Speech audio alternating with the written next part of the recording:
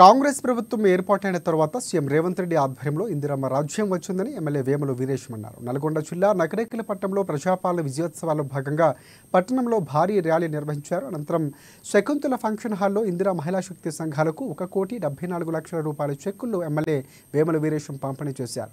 585 మహిళా సంఘాలకు ప్రభుత్వం ఇస్తున్న సబ్సిడీ రుణాలను మహిళలకు అందించామని ఎమ్మెల్యే తెలిపారు. ఇక మహిళా సంఘాలకు వడ్డీ లేని రుణాలు అందిస్తామని అన్నారు. మహిళలకు వడ్డీ లేని రుణాలు అందించమని తెలిపారు. మహిళా సంఘాలకు బిల్డింగ్ మంజూరు చేస్తామని హామీ ఇచ్చారు. హ్యాండ్ వాష్ లిక్విడ్ ఇవన్నీ కూడా చాలా ఉపయోగపడ్డాయి.